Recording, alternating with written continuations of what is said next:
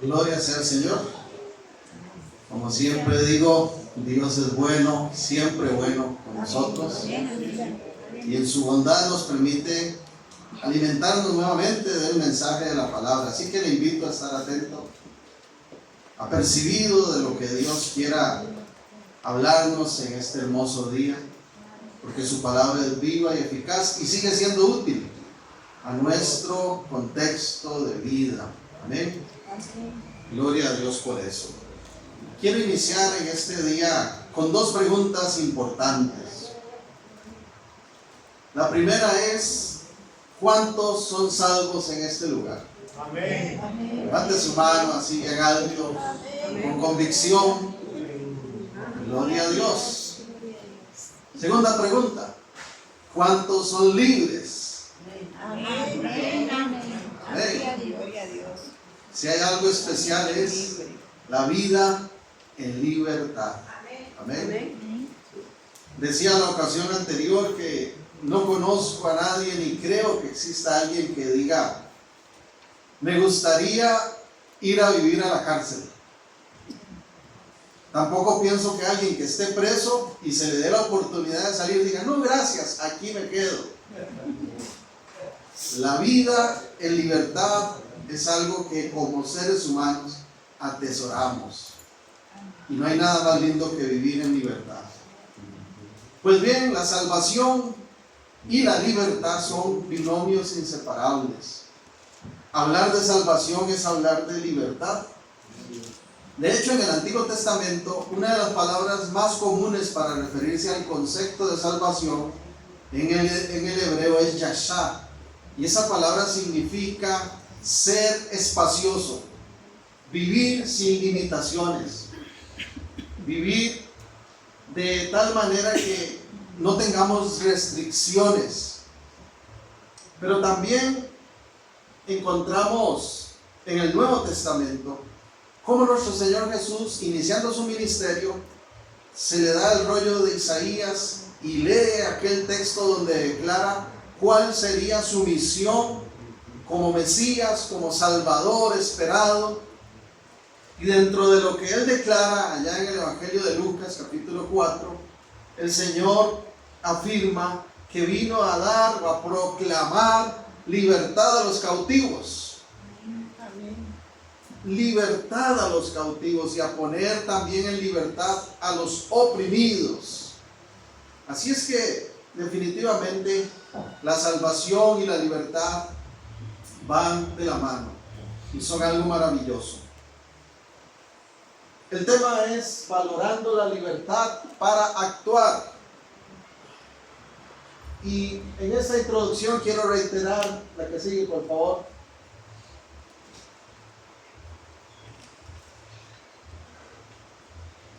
Todo aquel que ha experimentado la salvación de Jesús en su vida goza la verdadera libertad. Todo aquel que ha experimentado la salvación de Jesús por medio de Cristo en su vida goza de la verdadera libertad. Hay muchas personas que nosotros las vemos que andan por el mundo y tal vez no están encadenados, tal vez no andan con un policía ahí resguardando su camino, pero viven oprimidos, esclavos del pecado, de prácticas destructivas, de vicios, de tantas cosas que les oprimen, que les impiden vivir con libertad. Pero Cristo ha venido a darnos la verdadera libertad. El apóstol Juan lo describe de esta manera. Juan 8, 31 y 32. Dijo entonces Jesús a los discípulos que habían creído en él: si vosotros permanecéis en mi palabra, seréis verdaderamente mis discípulos y conoceréis la verdad, y la verdad os hará libres. Y agrega el verso 36: así que si el Hijo os libertare, seréis verdaderamente libres. Inicié preguntando cuántos son salvos, inicié preguntando cuántos son libres. Y si hay algo importante es que reconozcamos con gozo que todos los que hemos sido salvos en Cristo, se nos ha otorgado el privilegio de gozar, de disfrutar de la vida en libertad. Eso no tiene comparación, eso no tiene precio. Y es algo que tenemos que atesorar y vivir siempre con gratitud delante de Dios. Mi punto es, para ir entrando en materia de este tema que quiero compartir, que como fruto de la salvación en Jesús hemos sido hechos libres. Pero es muy importante que cada uno de nosotros, como nacidos de nuevo y discípulos de Cristo y hijos de Dios, entendamos en qué consiste la verdadera libertad y vivamos de tal manera que siempre agrademos, exaltemos a aquel que nos ha liberado.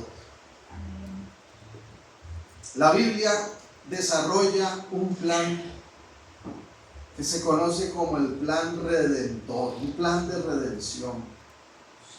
Y la palabra redención tiene que ver con pagar un precio. Es un rescate, pero que se paga. Nuestro Señor, como dice la etimología de esa palabra en el griego, ludrón significa comprar de nuevo. Nuestro Señor nos ha comprado, ha pagado el precio por rescatarnos. Y ese precio ha sido su sangre derramada en la cruz. Así que todos los que somos libres en Jesús, tenemos que estar muy agradecidos por esa libertad. Amén.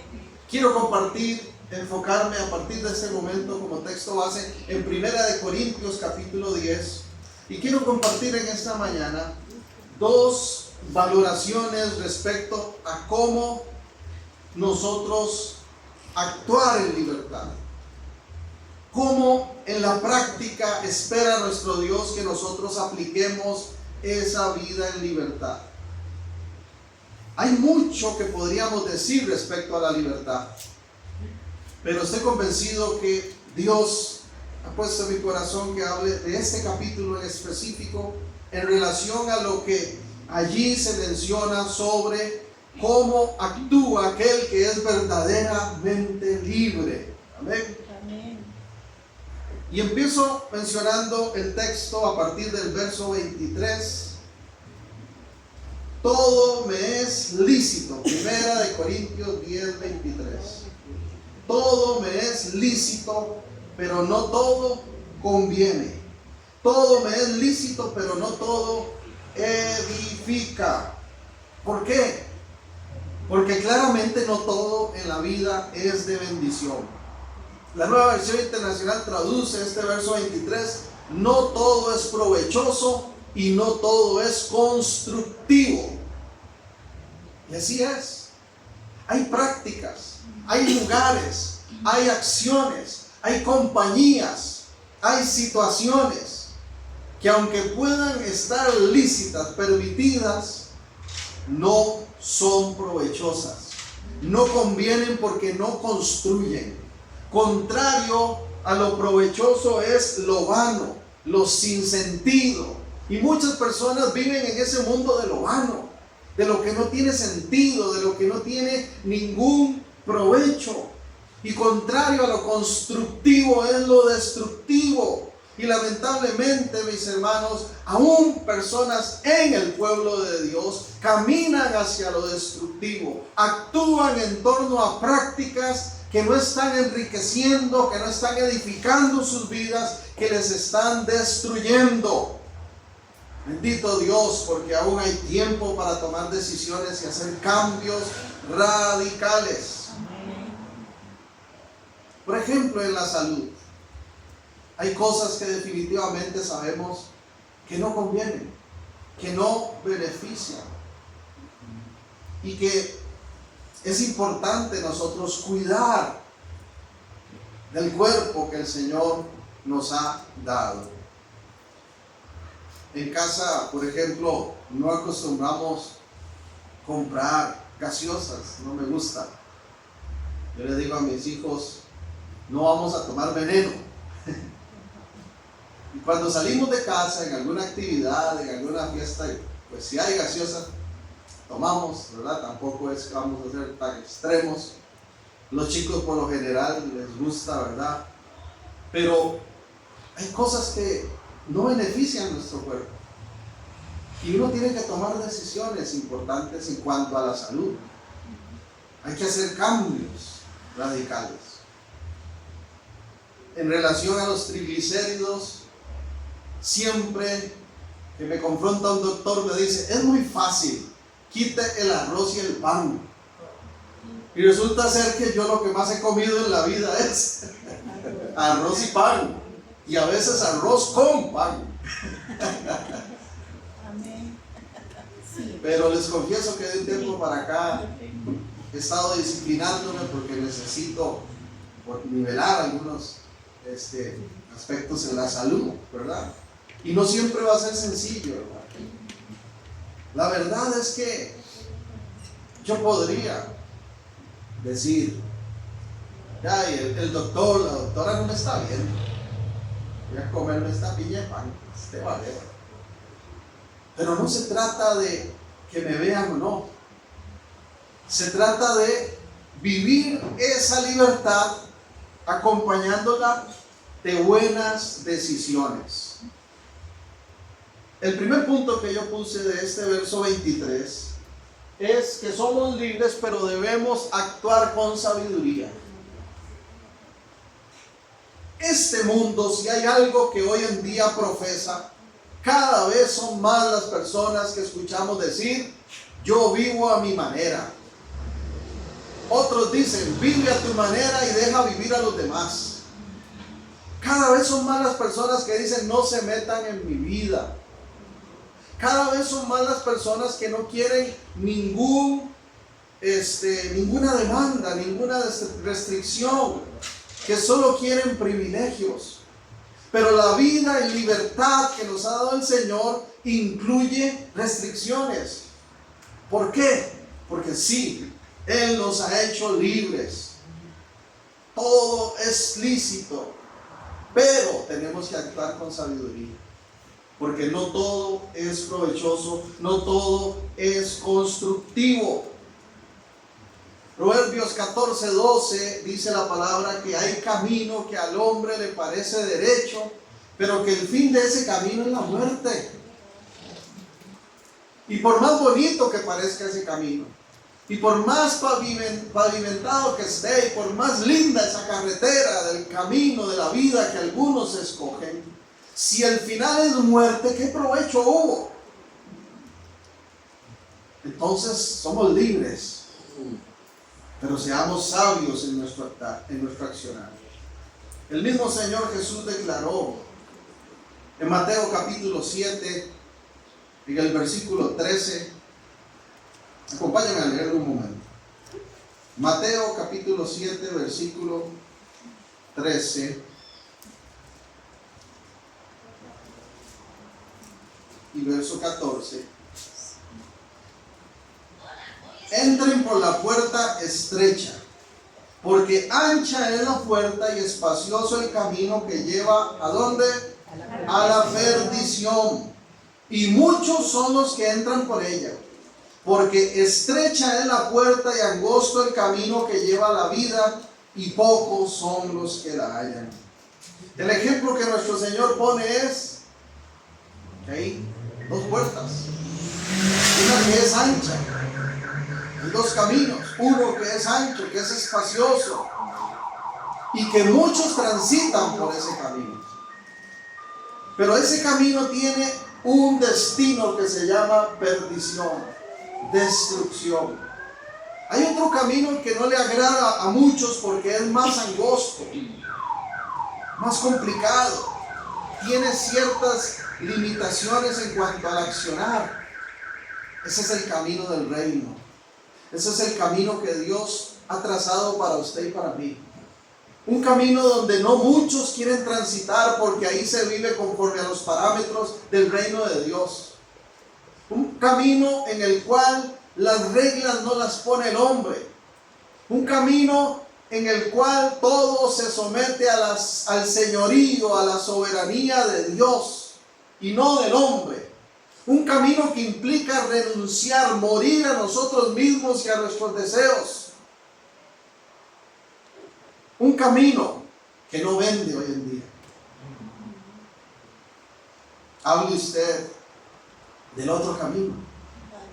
Promueva la otra pista. Se le llena la congregación. Se le llena el recinto donde usted esté. Porque para lo malo, la gente tiene una tendencia. Producto de la caída, el ser humano tiene una inclinación hacia el mal. El ser humano quiere hacer de su vida un trono, ser su propio Dios. Ese fue el engaño con que el pecado ingresó al mundo por medio de la serpiente. Satanás dijo: Dios les dijo que no pueden comer de ningún árbol. Eva responde: no, sí podemos comer de todo lo que hay aquí, es solo de este que no nos permitió. Porque Dios dijo que si comemos de ese árbol, vamos a morir. ¿Y qué dijo el maligno? No le crean a Dios. Dios los está cuenteando a ustedes. Eva, lo que va a pasar es que si usted come, va a tener el conocimiento del bien y el mal, entonces usted va a ser como Dios. Y vino la desobediencia.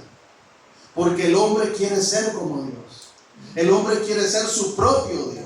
El hombre quiere tomar sus decisiones y que no se meta mamá, papá, líder, pastor, maestro, jefe, nadie. El ser humano quiere ser su propio Dios. Qué bueno saber que somos libres. Pero mis amados, la exhortación es: somos libres, pero debemos actuar con sabiduría. Observemos lo que dijo también el apóstol Pablo, Gálatas capítulo 5.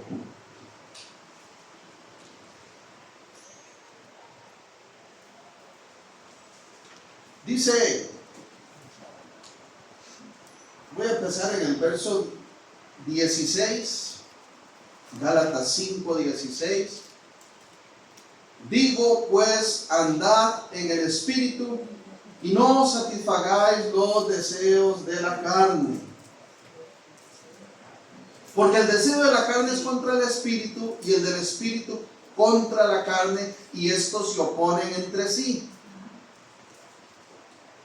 para que no hagáis lo que quisiereis. Pero si sois guiados por el Espíritu, no estáis bajo la ley.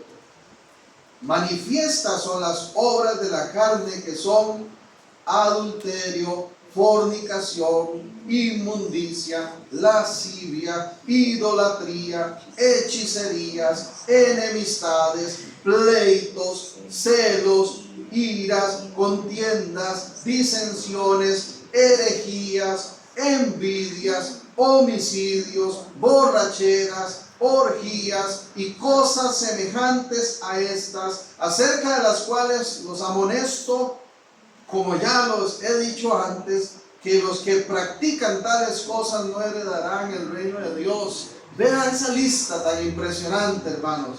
Todas estas obras de la carne, todas estas cosas como adulterio, inmundicia, fornicación, idolatría, herejías, enemistades, envidias, borracheras, orgías, todas esas cosas, ¿a qué se le parecen? Pareciera una descripción de la sociedad actual. Pareciera una fotografía, un retrato del mundo del 2025, del mundo del siglo XXI.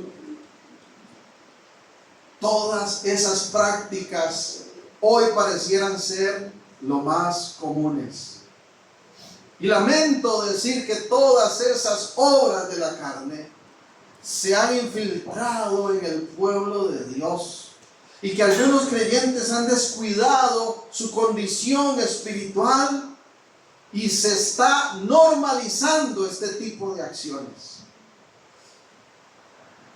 Eso no es actuar con sabiduría, porque las cosas relacionadas a la carne, a complacer nuestra concupiscencia, nuestras tendencias pecaminosas se presentan agradables, buenas, parecieran ser placenteras. Pero ¿cómo terminan esas prácticas? ¿Cuántos matrimonios de años terminan destruidos?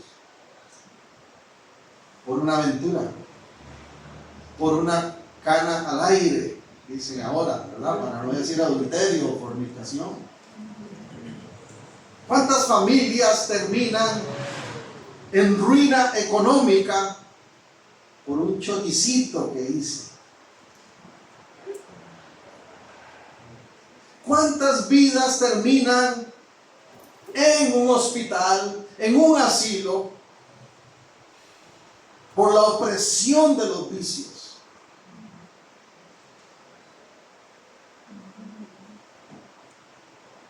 Todo lo relacionado a la carne se presenta bonito, pero termina en consecuencias trágicas, terribles.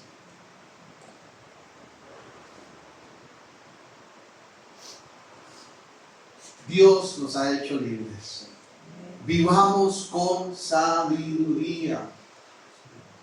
Vivamos con sabiduría, porque no todo conviene, porque no todo es provechoso. Pero continuamos aquí en Gálatas, porque viene la contraparte. Vea qué bonito. Verso 22. Mas el fruto del Espíritu. ¿Ha notado eso, que es una expresión en singular? No dice los frutos, ¿verdad? El fruto del Espíritu. Porque todas estas 9 virtudes que vamos a leer ahorita, estas 9 características, estos 9 frutos, Dios desea que estén activos, presentes en nosotros. El Hijo de Dios, el nacido de nuevo, aquel que ha muerto al viejo hombre y ha consagrado su vida a Dios, no tiene otro resultado, se supone, más que estas características espirituales. Y deberíamos estar completos en esto, activando todas estas cosas. ¿Qué es un fruto? Es un resultado. Y ese fruto es amor, gozo, paz, paciencia, benignidad, bondad, fe, mansedumbre, templanza. Contra tales cosas no hay ley.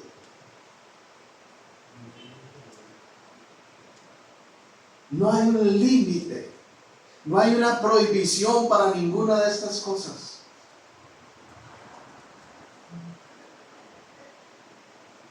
¿Qué pasa, hermanos? Si alguien, en vez de vivir como los versos anteriores, da testimonio de amor, ¿qué pasa si alguien en este momento de la realidad de esta sociedad vive con el gozo del Señor? ¿Qué pasa si alguien expresa paz de Dios? ¿Qué pasa si alguien, en vez de desesperarse, evidencia paciencia que viene de lo alto, una vida de benignidad, de bondad en su interacción con los demás? ¿Qué pasa si un hombre o una mujer en Cristo es un hombre y una mujer de fe? ¿Qué pasa si alguien se para firme y aplica una templanza, un dominio propio, y dice: no me dejo llevar por la corriente? Le dicen: usted está loco, usted está muerto, usted es un aburrido. Un día me escribieron en redes sociales por un comentario que hice: usted es un dinosaurio, me pusieron.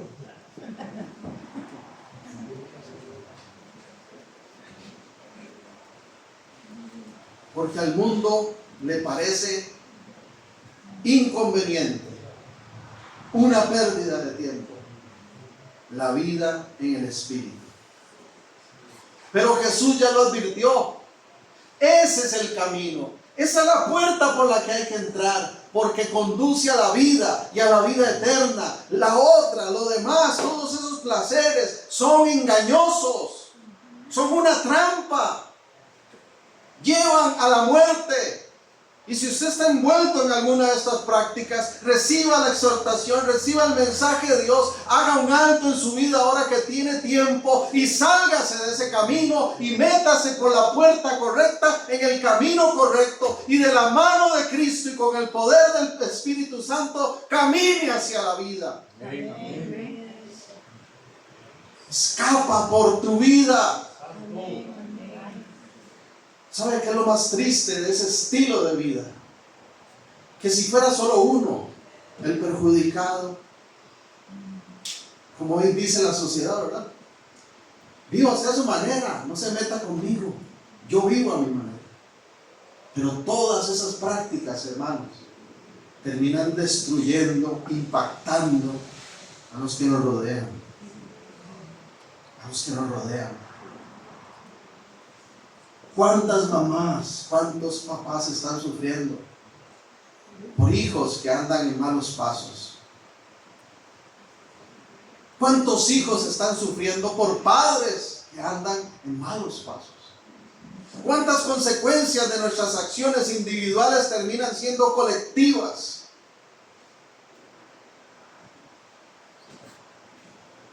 Hay que ser sabios, hermanos, porque definitivamente hay cosas que no convienen. Está escrito que el avisado ve el mal y se aparta. Se aparta. Si yo vengo en el carro y veo que hay un cráter, hay un hueco, ¿verdad? Como esos que se encuentra uno aquí por muchas calles. ¿Qué tengo que hacer? Ya lo vi, ¿qué tengo que hacer? Capeármelo. Ahí está el hueco.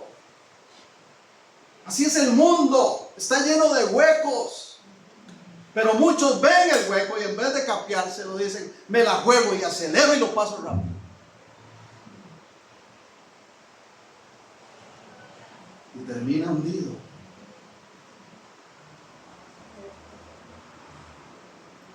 Si usted sabe que hay ambientes que no le convienen, que le hacen daño, que le apartan de Dios, que le destruyen, entonces, capéaselos, salga de ahí, renuncia a esas cosas.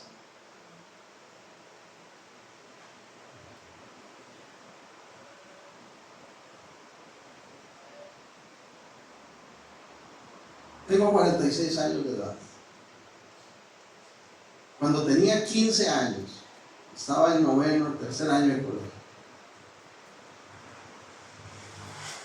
Empecé a relacionarme con algunas personas de quinto año, producto de unas situaciones ahí en el colegio, por la música más que todo. Y una vez, cuando tengo oportunidad de esto, yo se lo cuento a los jóvenes. Una vez querían hacer conmigo una especie de rito de iniciación para entrar ahí en la camarada, en el grupillo ahí. Y para mi sorpresa, hermanos, me citaron a cierta hora para llegar a un aula que era el que estaba de último, y una de las muchachas estaba esperándome con la idea de que yo tenía que tener relaciones con ella para ser aceptado por los demás. Por la misericordia de Dios, crecí en el Evangelio, serví desde muy pequeño y me propuse agradar al Señor guardándome en santidad para el matrimonio. Lo tenía muy claro desde joven. Fue una meta, un objetivo. Pero la presión del grupo es algo terrible, hermano. Y si yo digo, eso fue hace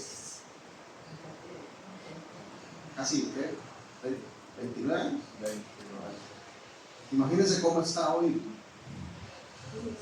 Con todo lo que ocurre, ¿verdad? El desenfreno que ha crecido. Hoy puedo testificar que me paré firme, que fue más grande mi convicción, mi temor a Dios, y pude decir no.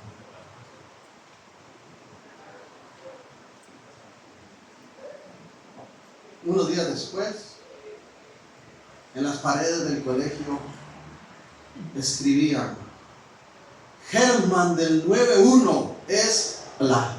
No se sabe.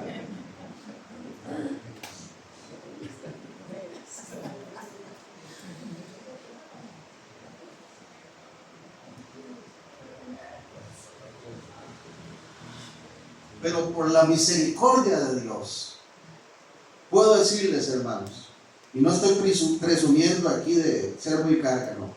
Por la misericordia de Dios, porque me costó también, porque todos somos tentados, seducidos por el maligno de alguna manera.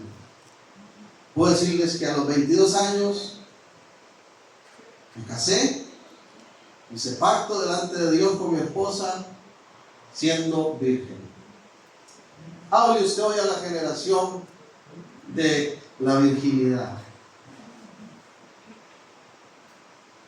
Ven las relaciones sexuales, hermanos, como cualquier práctica.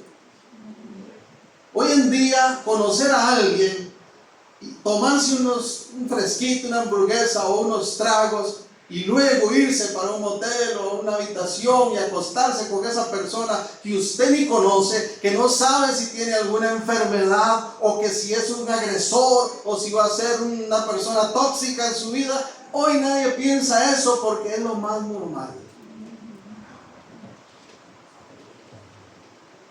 Somos libres, pero seamos sabios. Porque así como el aspecto de la sexualidad, hay otras áreas. Hace mucho tiempo un pastor me dio un consejo y me dijo: cuídese de las 3 Fs, fama, faldas y finanzas. Porque esas 3 Fs destruyen ministerios. Pero no solo ministerios, no solo pastores, destruyen familias, destruyen vidas.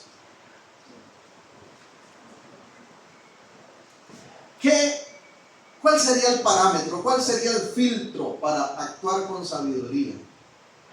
¿Qué es lo que realmente nos conviene y nos edifica? Sería la pregunta conforme al texto. Bueno, la respuesta es muy simple. Todo aquello que es conforme a la voluntad de Dios conviene. Todo aquello que agrada al Señor, por ahí es.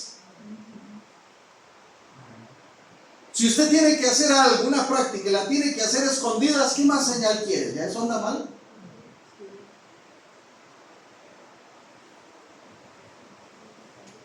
La pregunta sería: actuar con sabiduría es detenerse ante aquella decisión y decir: ¿esto que estoy haciendo o que voy a hacer agrada a Dios? Si no le agrada a Dios, no conviene, hermanos, no conviene. Aunque Raimundo y todo el mundo digan que sí conviene. Porque no existe más grande sabiduría que la de Dios. Él es el único que ha sido y por siempre será. El alfa y el omega, el principio y el fin. El que todo lo sabe, el que todo lo ve, que tiene frente a él el pasado, el presente, el futuro nuestro.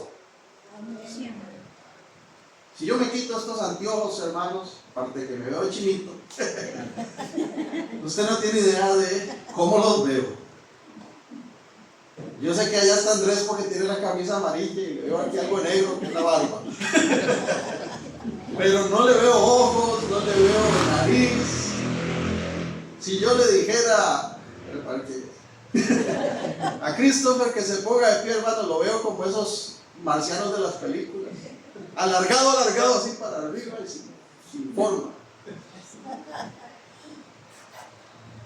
Hermanos, nuestra visión es tan corta que necesitamos la cosmovisión cristiana, los anteojos del reino. Póngase los lentes del reino para ver lo que le agrada a Dios. Porque solamente a través de Dios y de su palabra uno empieza a darse cuenta de las cosas que no convienen y no edifican, y solo así crece en sabiduría. Ahí mismo en Corintios 11, volviendo al texto, en Corintios 10, volviendo al pasaje base. Vea qué interesante el capítulo siguiente, el 11:1. Ahorita vamos a retomar el 10, pero voy a adelantarme aquí un momento intencionalmente. 1 Corintios 11:1, ¿qué dijo el apóstol Pablo? Sed imitadores de mí, así como yo de ¿quién? De Cristo. De Cristo. Un filtro, un buen recurso para saber si algo conviene, bendice, edifica, construye, es preguntarse, ¿esto que voy a hacer lo estoy haciendo? ¿Lo haría Jesús? ¿Lo haría Jesús?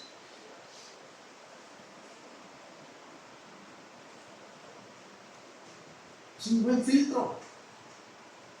Porque si la respuesta es, yo no veo a Cristo en esto, porque entonces yo, que soy discípulo de Cristo, voy a estar ahí.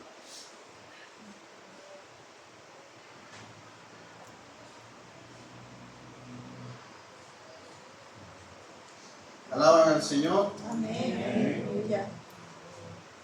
Entonces, hermanos, volviendo al punto, somos libres, pero debemos actuar con sabiduría.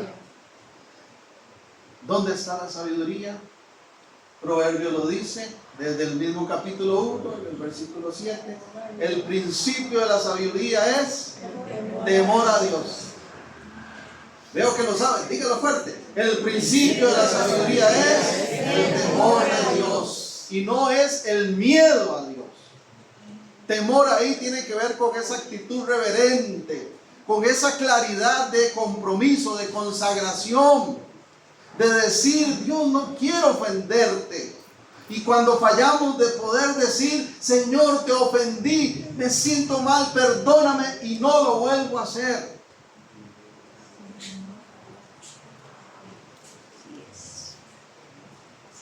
Volviendo a lo de la sexualidad, ¿sabe que hay algo que he notado? Una tendencia inquietante. Que hoy en día los padres se preocupan porque sus hijos planifiquen. Entonces, hacen lo posible por dejarle bien claro al chiquito de mami y a la chiquita de papi. Cuídese, por favor. Si va a tener relaciones, cuídese. Y ahora ni siquiera se ocupa mandar preservativos en la billetera, ¿verdad? Ahora se ponen unos implantes las mujeres para no quedar embarazadas. Pero hermanos, hablando de los parámetros del reino, ¿será suficiente el cuidarse para agradar a Dios?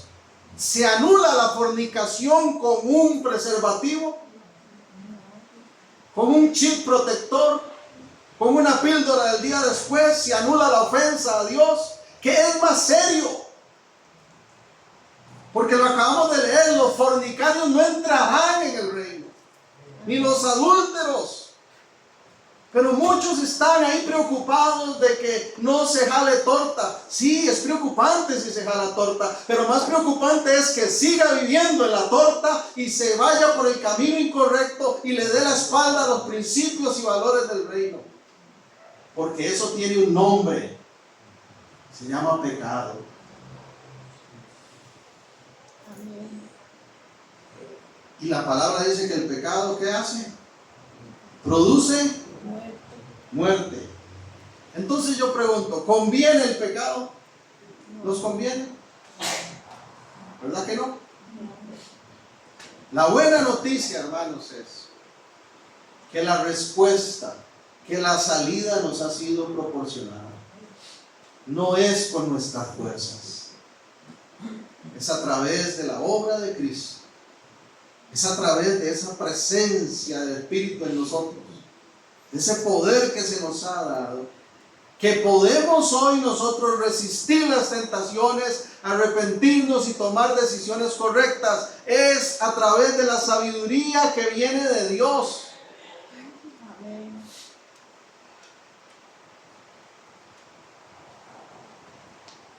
Punto número 2. Somos libres, pero debemos ser ejemplo y bendición a las demás personas.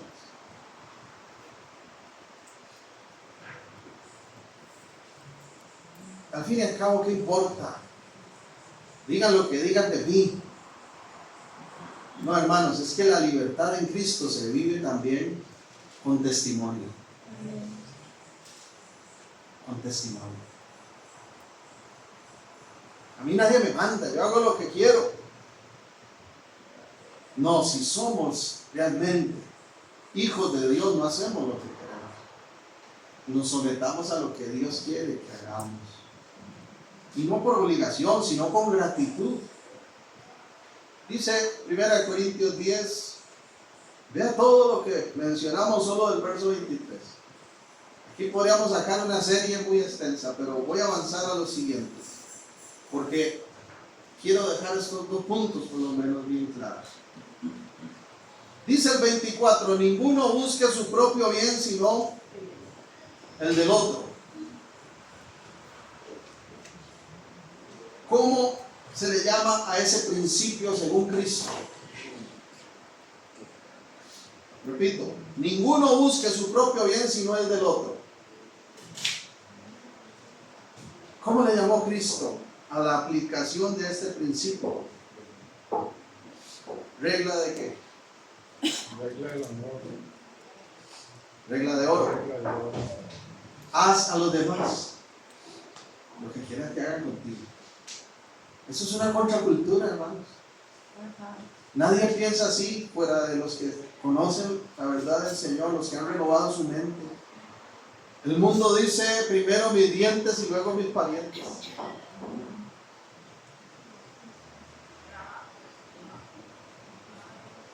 De todo lo que se vende en la carnicería, comed sin preguntar nada por motivos de conciencia, porque del Señor es la tierra y su plenitud. Si algún incrédulo os invita y queréis ir, de todo lo que se ponga delante, comed sin preguntar nada por motivos de conciencia. Qué buen versículo, ¿eh? Para los comelones. Todo lo que le pongan, éntrele. Pero dice el 28, mas si alguien les dijere, esto fue sacrificado a los ídolos, no lo comáis, por causa de aquel que lo declaró. Y por motivos de conciencia, porque del Señor es la tierra y su plenitud. Interesante, hermanos.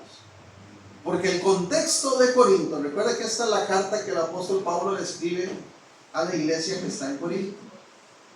Resulta ser, hermanos, que Corinto es, o fue en ese momento, un puerto prominente. Barcos mercantiles entrando, comercio desarrollándose, gentes de diferentes latitudes llegando a Corinto, un lugar de paso para otros de establecimiento, el sueño americano, pero en el contexto de Corinto.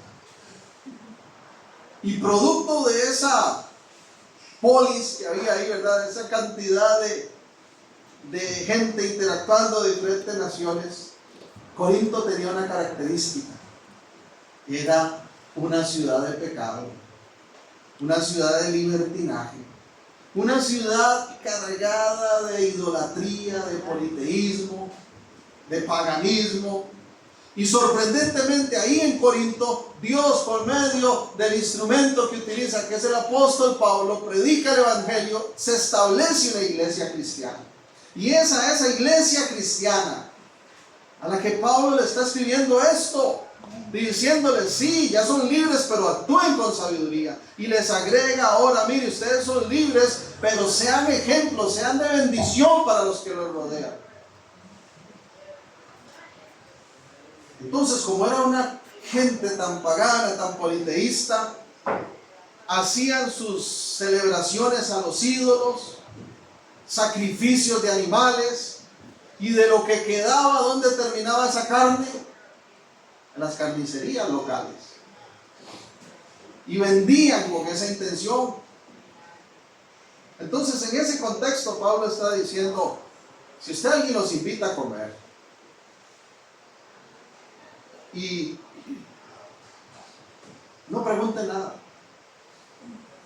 coma. Pero si esa persona le dice, esto es de lo sacrificado a los ídolos, mejor no lo coma. por motivos de conciencia. Pero hace la aclaración, verso 28, no lo comáis por causa de aquel que lo declaró y por motivos de conciencia, porque del Señor es la tierra y su plenitud. ¿Cuál es la opinión más importante? ¿La de aquel que me está invitando? ¿La mía con mi conciencia? ¿O la del Señor de señores, dueño de todos los cielos y la tierra? Eso es lo que está enfatizando Pablo. Por motivos de conciencia, si él le dijo que era mejor no lo coma, dice, pero por la conciencia de él. Porque si usted lo come, usted está diciéndole, ay, sí, qué bonito, estoy de acuerdo, qué lindo que estuvo el sacrificio, ¿verdad? Y el holocausto pagano. Pero si esa persona le dijo, esto intencionalmente fue para la diosa tal, y el dios tal dice, mejor no lo coma, para que esta persona tenga noción de que esto, que esa práctica que está haciendo, de ir a esos sacrificios, de ir a esas celebraciones, ofende al único Dios verdadero. Aunque usted se meta en problemas, dígaselo.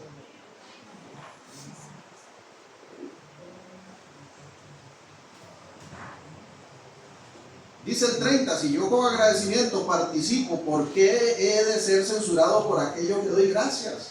Hermanos, usted puede sentarse y comer y dar gracias a Dios y ora y le dice gracias y se lo come. Usted no sabe de dónde viene, de dónde proviene ese alimento. Por ahí dicen que McDonald's tuvo un pacto con el diablo y usted va a comer comida china y ve aquel montón de budas y cosas. Si usted, en su propia conciencia, se sienta a comer y dice, Dios, gracias por estos alimentos, cómanselo tranquilo. Pero si hay alguien que está con usted y le da en claro y le dice, este plato, vea qué rico que está, cómaselo, en honor a la diosa Hera, en honor a tal. ¿Qué hay que hacer? Hablar con valentía. Discúlpenme, pero yo solamente creo en el Dios verdadero, el único, en el Señor Jesucristo que dio su vida por mí. ¿Nos metemos en problemas? Sí, posiblemente.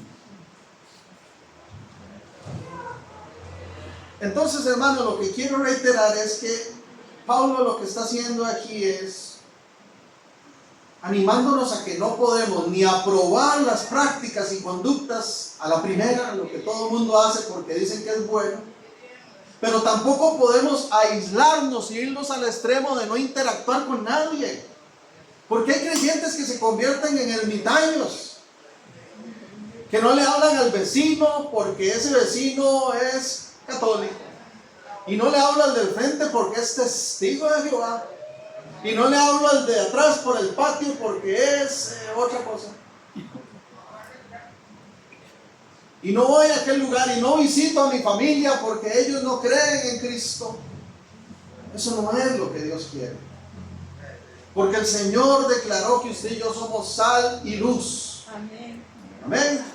Sal y luz. ¿Dónde dice eso? En Mateo 5. Ya casi finalizamos. Observémoslo un momento. Mateo capítulo 5. Vean qué interesante lo que dijo el Señor. En ese famoso sermón del monte, Jesús dijo, Mateo 5, 14, vosotros sois la luz del mundo. Una ciudad asentada sobre un monte no se puede esconder. Usted vuelve a ver a las montañas y qué es lo que ha pasado en los últimos años, hermano. Cada vez se ven más llenas de luces. Cada vez hay más edificaciones, casas ahí, construcciones. Cuando una ciudad está sobre un monte y la luz está encendida, se ve desde lo lejos. Continúa Jesús con su ejemplo diciendo, ni se enciende una luz y se pone debajo de un almud, o sea, debajo de un mueble, sino sobre el mueble y sobre el candelero, y alumbra a todos los que están en casa. Y hace la aclaración, así alumbre vuestra luz delante de los hombres. Si usted y yo somos luz del mundo. El Señor dice, brillen, no escondan la luz, no la metan debajo de la cama, no se guarden en su casa. Que los que están alrededor vean brillar esa luz.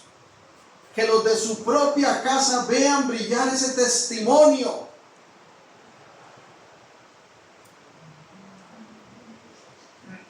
Gloria sea a Dios por eso. Pero la luz tiene un propósito, hermanos. ¿Cuál es ese propósito? Ahí mismo, verso 16. Alumbre vuestra luz delante de los hombres, ¿para qué? Para que vean vuestras buenas obras. Las buenas obras hay que enseñarlas, se tienen que ver. Vivimos en un mundo de malas obras. Entonces demos a conocer las buenas obras. ¿Pero para qué? Y glorifiquen a vuestro Padre que está en los cielos. La luz tiene un propósito, que las personas con las que interactuamos puedan ver esas buenas obras, esas buenas acciones, y terminen glorificando a Dios como lo hacemos nosotros. Pregunto, hermanos, no me conteste, nada más reflexione ahí en lo propio. ¿Lo estamos haciendo así? ¿Somos esa luz para aquellos que nos rodean en todo nuestro accionar?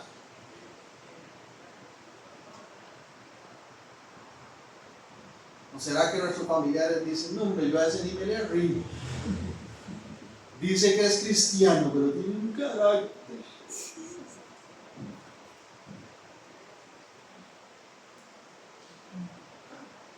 Brillemos.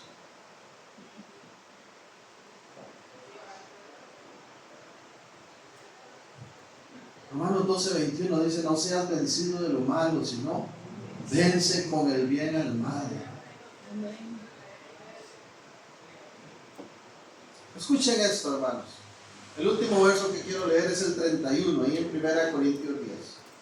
Escuche, quiero leérselo en la traducción Nueva Versión Internacional. Dice el verso 31, ahí de 1 Corintios 10. En conclusión, ya sea que coman o beban o hagan cualquier cosa, cualquier otra cosa, háganlo todo para la gloria de Dios. Somos libres. Podemos tomar decisiones, pero seamos sabios. Somos libres, pero procuremos ser de ejemplo a los demás con nuestras acciones. Procuremos ser de bendición, que la gente diga, qué lindo, ahí viene tal. Qué bendición que ha sido él para la familia. Qué bendición ha sido él aquí para los compañeros del trabajo. Qué buena mujer esta, ha traído alegría a esta empresa. Qué buena vecina es la hermana tal. Es que le da un sabor al barrio. Y no que diga, mira, ya se va a encerrar ahí el topo ese. Ya va para la cueva. No le habla a nadie. No interactúa con nadie, nada más ahí. No estoy diciendo que tengamos que estar metidos, ¿verdad? 24 horas ahí en las casas de los demás, no. Usted me capta, ¿verdad?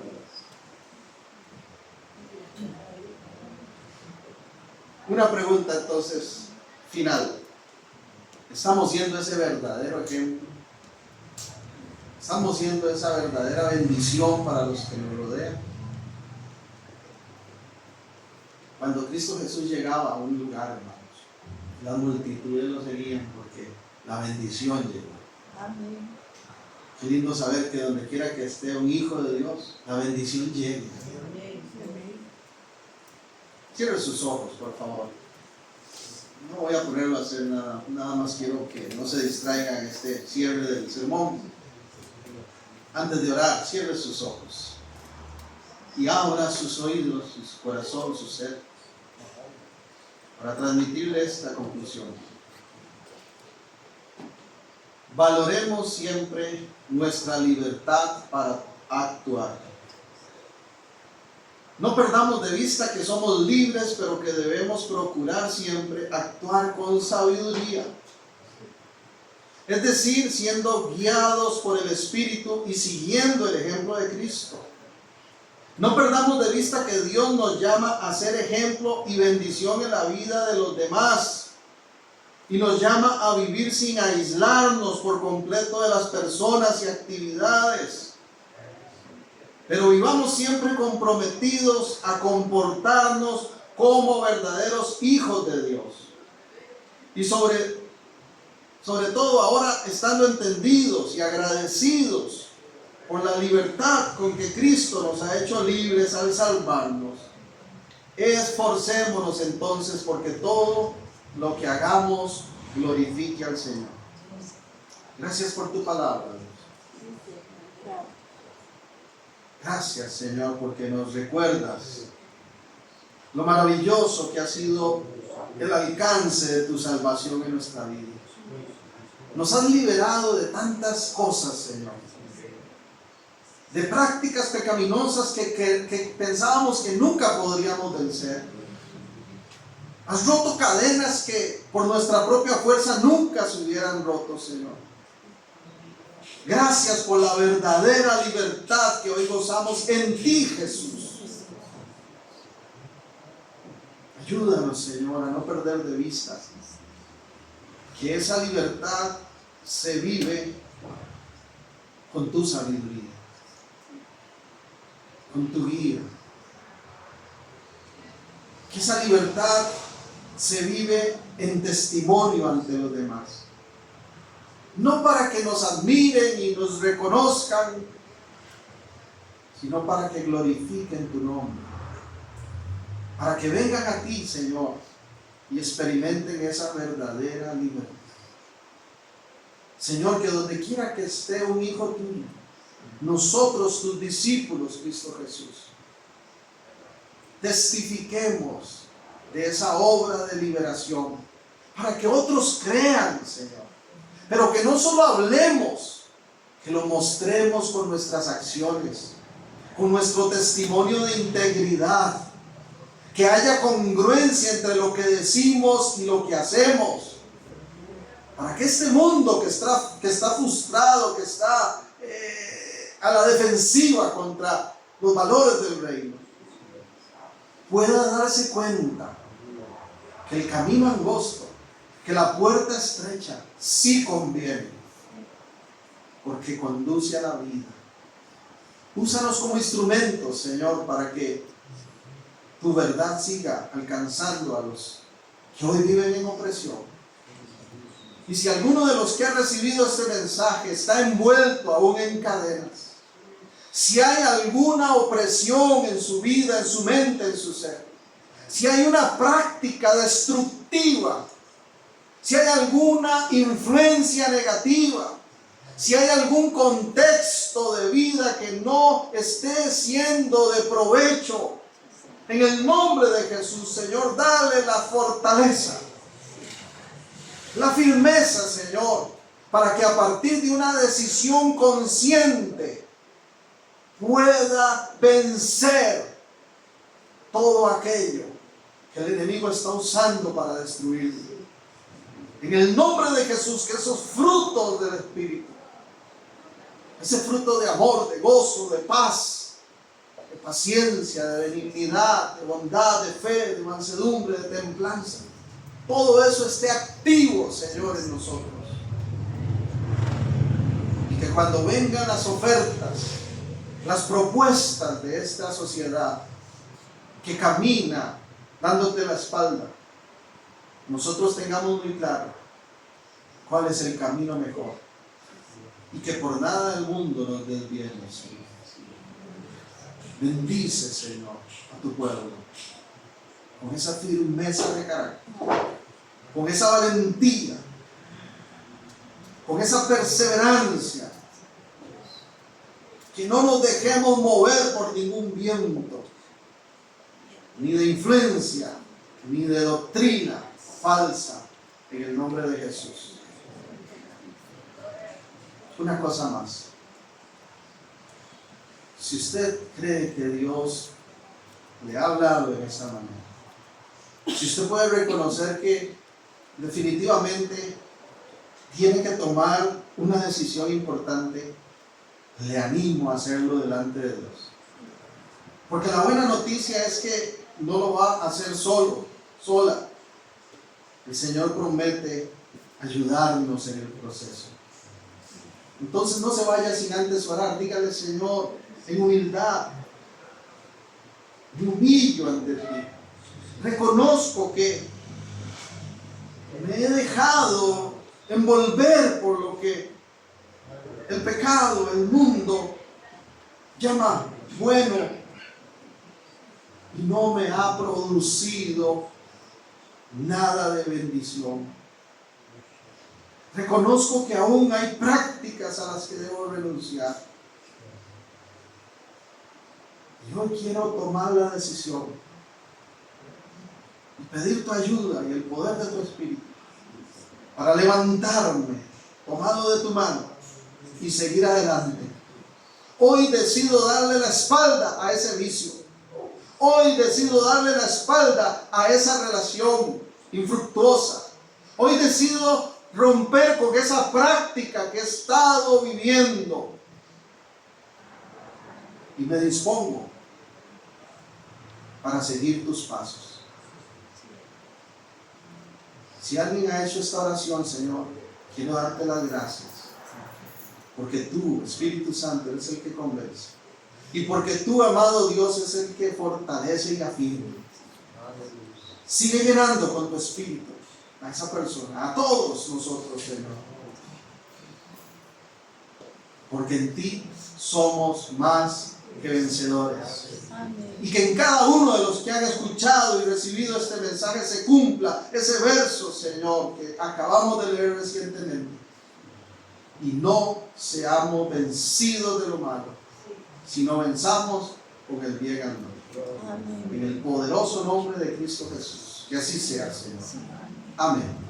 Y amén.